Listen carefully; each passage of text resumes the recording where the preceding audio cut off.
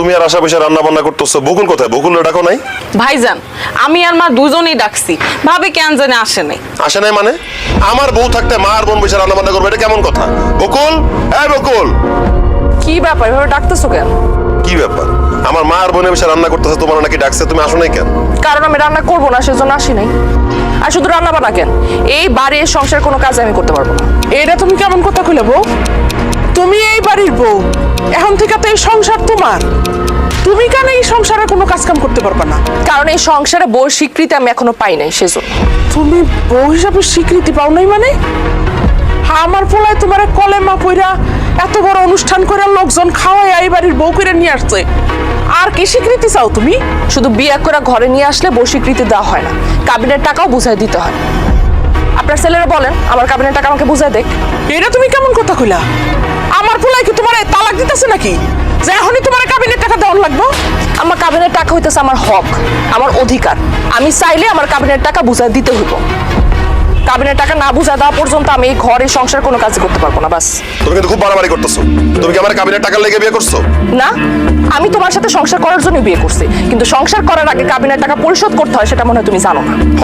জানি না, জানতেও চাই না। এই কাবিনের টাকা মাথা থেকে বাদ দাও, মায়ের বোনে রান্না করতেছে, তাদের সাথে গিয়ে রান্না বান্না করো। দুঃখিত, আমি পারবো না।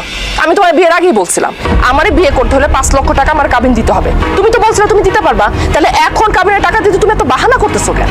আরে বাবা, আমি তো মনে করছি কাবিন 5 লাখ টাকা করবা, কিন্তু সেই টাকা তো তোমার এখনই নগদ দিতে হবে, সেটা তো আর বুঝতে পারি নাই। তুমি বুঝতে পারো না, সেটা তোমার ব্যর্থতা, আমার না। আর তখন বুঝো না, ঠিক আছে, এখন তো বুঝতেছো। ভাবি, তুমি এখন কাবিনের টাকা নিয়ে কি করবা? আমার ভাই তো তোমার খাওয়ন পরন যখন যা লাগে সবকিছু তোমারে দিতেছে, কোনো কিছুর অভাব তো রাখে না। কাবিনের টাকাতে আমি কি করবো সেটা তো আমি তোমারে বলবো না। তুমি ছোট আছো, ছোটর মতো থাকো। আমার সাফ সাফ কথা, কাবিনের টাকা আমার বুঝা না পাওয়া পর্যন্ত তুমি আমার স্বামীর অধিকার পাবা না, আর আমি ঘর আর সংসার কোনো কাজ করতে পারবো না। বাস। আমিও তোমার সাফ সাফ কই দিতেছি, আমি তোমার কাবিনে 1 টাকা দিতে পারবো না। ঠিক আছে, তাইলে আমি আমার ভাই ভাবিরে ডাকি, এই গ্রামের ময় মুরব্বিরে টাকা সালিশের ব্যবস্থা করি, তারপর আমি দেখবো তুমি আমার কাবিনের টাকা কিভাবে না দাও। বকুল, বকুল।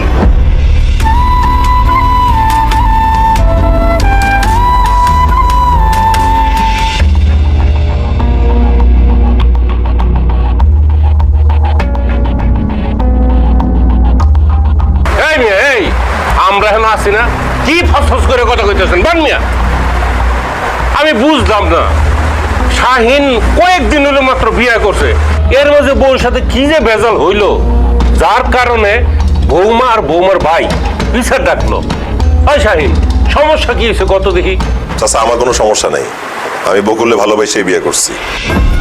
আমি বকুলে আমার জীবনে চাইতেও বেশি ভালোবাসি। আমি তার সাথে সংসার করতে চাই, সারা জীবন তার হাত ধরে বাঁচতে চাই। কিন্তু বকুল এই বাড়িতে বিয়ে করে আমার বউ আসার পর থেকে আমার লোকে ভালো করে কথা কয় না, আমার কাছে আসে না, এমনকি আমাদের বাড়ি ঘর সংসার কোনো কাজ করে না। তাই নাকি? কি ব্যাপার বৌমা, তোমার কি শাহিন জোর করে বিয়ে করছে? জি না। তাইলে কি তোমার অন্য কোনো পুরুষের সাথে সম্পর্ক ছিল? না না চাচা, কি কইতেছেন? এমন কিছুই না। তাইলে তুমি কি জন্য শাহিনের স্বামী হিসাবে তোমার কাছে যাইতে চাও না, তার স্ত্রীর মর্যাদা দিতে চাও না? তোমার সমস্যাটা? সমস্যা হইতেছে কাবিনের টাকা চাচা। আমি তার কাছে আমার কাবিনের টাকা চাইছি, কিন্তু সে কোনোভাবে আমার কাবিনের টাকা দিতেছে না, আর সেই জন্য আমি তাকে স্বামীর মর্যাদা দিতেছি না, এমনকি তার বাড়ি ঘরে কোনো কাজও করতেছি না। বুঝলাম না। আরে শাহিন তো তোমার সাথে সংসার করতে চায়, সে তো তোমার তালাক দিতে চায় না, তাইলে তুমি কাবিনের টাকা চাও কি লিগা? তালাক দিলে যে কাবিনের টাকা দিতে হয় এটা তো ভুল কথা। কাবিনের টাকা হইতেছে আমার হক, আমার অধিকার। স্ত্রী যখনই কাবিনের টাকা চাবে স্বামীর সেটা দিতে হবে। এটা তুমি ঠিকই কইছো, কিন্তু বৌমা, তোমার স্বামীর কাবিনের টাকা দেওয়ার সামর্থ্য আছে কিনা এইটা তো তোমার দেখতে হইব নাকি? এত কিছু তো আমার বোনের দেখে লাভ নাই কাকা। সে নিজের ইচ্ছা সব জ্ঞানে কাবিন 5 লাখ টাকা করছে। আমার বোন যেহেতু কাবিন দাবি করছে, এখন আমার বোনের সে কাবিনের টাকা দিলেই সে এই বাড়িতে সংসার করবে। নয়তো আমিও কই দিয়েছি আমার বোনকে আমি এক্ষুনি এই বাড়ি থেকে নিয়ে যাবো। ভাইজান, মনে হচ্ছে কাবিনের টাকা লেগে আপনি আপনার বোন আমার কাছে বিয়ে দিচ্ছেন। আমি আপনার বোনের কাবিনে 1 টাকাও দিতে পারবো না।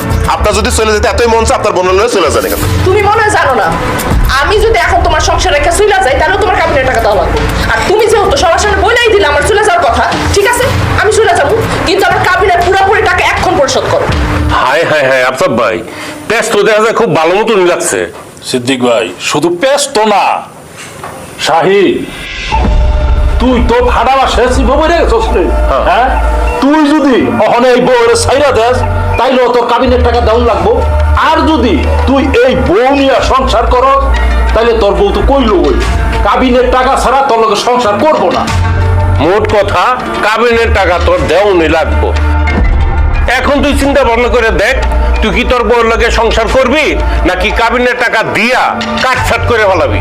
না না চাচা, আমি বকুলকে ভালোবাসি, আমি ওর লগে সংসার করতে চাই। ভালো কথা, তোর বউর সাথে যদি সংসার করতে চাস তাহলে তার যে কাবিনে 5 লাখ টাকা আছে এটা দিয়ে দে। ঠিক আছে চাচা, বকুল যেহেতু কাবিনের টাকা ছাড়া আমার সাথে সংসার করবো না, আমি তার কাবিনের টাকা দিয়ে দিব।